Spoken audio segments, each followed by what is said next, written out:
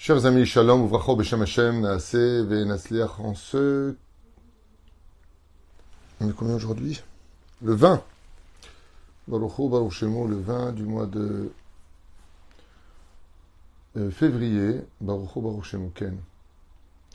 Le 20 du mois de février, le kaftet du mois de Shvat, Chem Tov Shom Shiur, sur l'enseignement du Rabbi Lubavitch acheté par notre ami Binyamin Yaakov Ben Josian Israël, pour son bonheur réussite, pour toute sa famille, sa descendance, ainsi que les projets du Rav Tuitou. Toda Rabba Tzadik, Hashem Rechotra B'chol Asherlach, Shinizkel Yeshuot Nechamod V'Atzlacha Bakol Mikol Kol. On a déjà donné le nom de tous les malades, en vous souhaitant une grande réfouach lema, le nom de toutes les personnes décédées qu'on a déjà citées, et surtout vous, Bracha V'Atzlacha B'chom Asedechem. On commence tout de suite notre shiur sur une grande question de notre maître, Rabbi Menachem Mendel, le Rabbi de Lubavitch.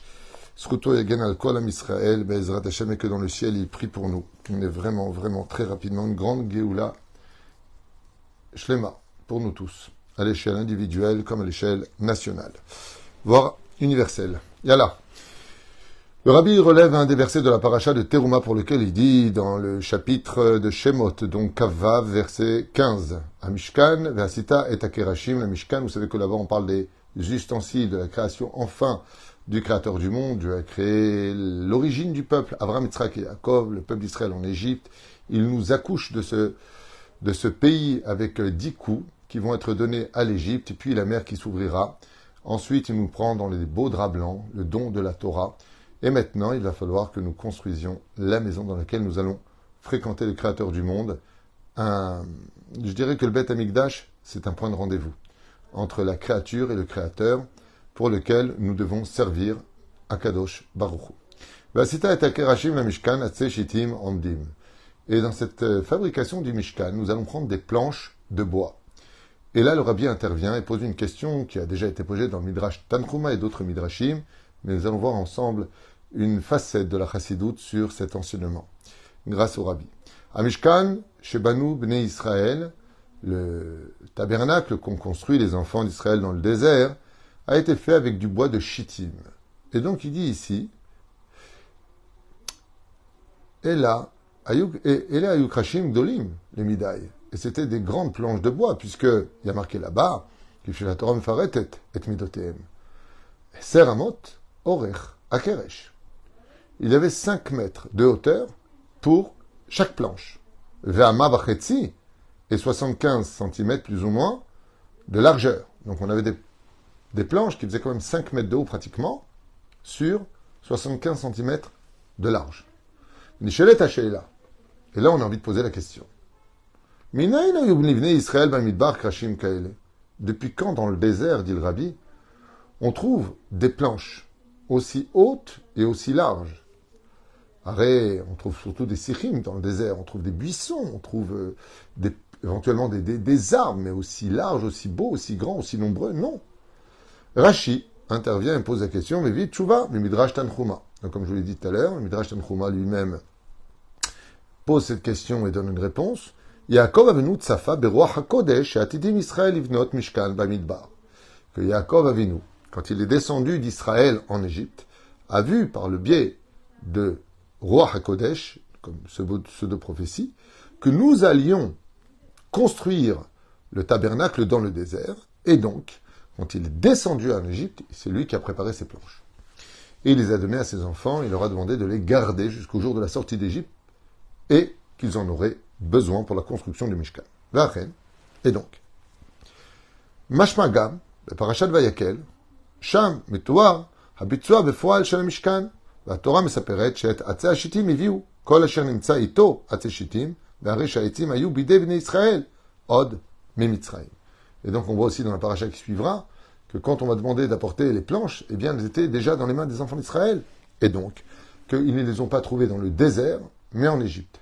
Qu'ils les ont pris avec eux en Égypte. Et donc, quel rapport avec tout ça maintenant? Qu'est-ce que ça viendrait, nous, en 2023, de l'ère vulgaire, nous enseigner pour aujourd'hui? Omer Arabi, dit le Rabbi, Mashmaout Adavarazé. La signification de cette chose-là, Adavari, chez le terme Imataim Shana Kodem Itzet Mitzrayim, qu'on peut constater que 2 siècles avant même la sortie d'Égypte, Da Yaakov Avinu, Leavi, Arazim, le Mitzrayim, Yaakov Avinu, où il a pris ses planches lui-même d'Eretz Canaan à l'époque, ou alors qu'il a apporté cet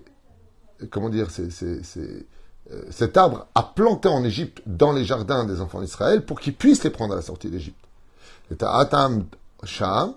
donc il les aurait plantés en Égypte, ou les Tzavot et Banav, chez Am Israël et Mitzrayim, Ikru et Haetzim alalou. Et donc, en d'autres termes, de prendre ces arbres avec eux quand ils sortiront du pays d'Égypte. Donc deux options nous offre le Rabbi dans ses explications, où Yaakov les a pris en tant que planche avec lui pour les amener en Israël, ou tout simplement les enfants d'Israël, comme il avait apporté avec lui la graine pour faire grandir ses arbres en Égypte, eh bien ils ont pris ces arbres-là en partant. Adavar Meorer Plia. Et il dit ça doit nous étonner. Oh, maintenant intervient l'enseignement de la Chassidoute. Charé sauf, malgré tout. Gambi Otam Bamidbar, alors qu'ils étaient dans le désert. Yochlu liknot etzim imsrore agoim. Tout comme on va demander de l'eau, il dit le Rabbi Lubavitch, on va demander du pain, on va s'arrêter dans plusieurs stations. Pourquoi est-ce qu'on n'a pas demandé tout simplement des planches de bois pour faire le Mishkan, pour faire le tabernacle dans le désert? Pourquoi les avoir pris depuis Canaan, depuis l'Égypte? Oh, les shloach shlichim, l'horaire akarov, la via misham, ou tout simplement d'envoyer des missionnaires pour aller récupérer ces planches de bois, et on les aurait reçues là où on était, on serait parti les chercher, on les aurait ramenés. Et là, c'est où? Chez Yaakov. Mais Yaakov Avinu a voulu montrer par son action Haïstatra Kavana Amuka, une intention extrêmement judicieuse et importante. Hu bikesh nimsor beyad banav nechama. Il a voulu, Yaakov Avinu, lancer un enseignement pour toutes les générations, un enseignement de consolation. Chez Bekocha Yochlu, la 7 est Sivlot Agalut Anora, pour que l'on puisse supporter les affres de la galoute, si terribles à l'assimilation et à la haine du juif pendant ces 2000 ans, à travers tous les pays. On n'aurait pas pu se suffire de cette promesse, de la parole. Je suis l'Éternel qui te fera remonter du pays d'Égypte. Et c'est pour ça que Dieu lui dit, d'ailleurs, en preuve de ce que je suis en train de te dire, prends des graines de chittim, prends des graines pour les arbres que vous allez planter en Égypte, ou prends des planches. Et donc, tous les jours, les enfants d'Israël, vous voyez ces arbres grandir, et ils savaient qu'ils devaient les prendre avec eux. Pendant ces 210 ans en Égypte, dans l'esclavage terrible qu'ils subissaient, ils voyaient pas simplement la promesse qu'ils retenaient dans leur tête que Dieu les sortirait du pays d'Égypte, mais ils voyaient aussi la future reconstruction du tabernacle.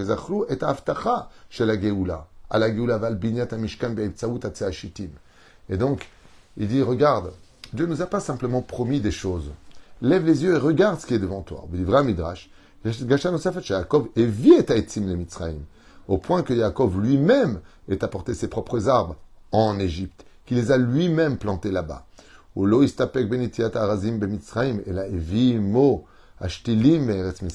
là, il le dit ici, il a pris des graines en réalité en Israël qu'il a planté lui-même en Égypte. Et de là, on peut prendre une grande consolation et beaucoup plus de courage de tenir le coup en galoute, même aujourd'hui. Car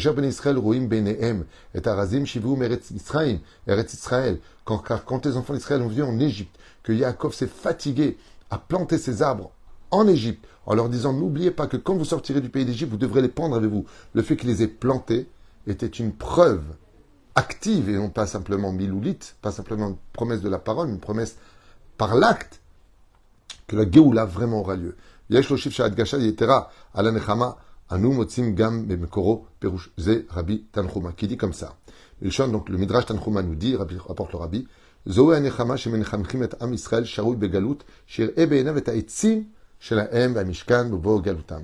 Donc en d'autres termes, aujourd'hui, qu'est-ce qu'on pourra avoir comme siman? Eh bien, le peuple sur sa terre, la Médinat Israël, même s'il y a beaucoup à réparer dans ce pays. Shem Yishmor Virachem, il y a beaucoup encore à améliorer dans ce pays, mais il y a quand même un pays, un aéroport, on peut atterrir, on peut venir, on peut s'installer, on peut, malgré toutes les difficultés aujourd'hui que l'on rencontre, qu'on ne rencontrait pas il y a une dizaine d'années en arrière, ou même 20 ans en arrière, c'est beaucoup plus facile de s'installer en Israël que de nos jours.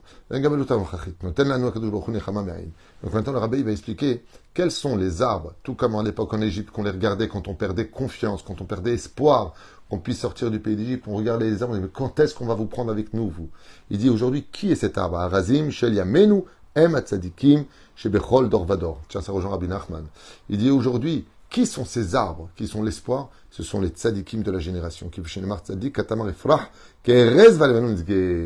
Effectivement, qui est comparé au Erez, ce fameux arbre avec lequel on a fait le Mishkan, les tzadikim, qui sont comparés au Tamar, qui rappelle le désert, l'arbre le dattier. Eh bien, ce sont les tzadikim. Tzadik katamar ifrach, comme c'est marqué, nachon, que Erez balevanon izge. Hatzadikim alalou em ma'alot me'agalut. Car ce sont aux tzadikim de relever les enfants d'Israël de la galoute, mon im me'am Israël, l'ishtakoa ba'avayot agalut ameorim et libo legeoula.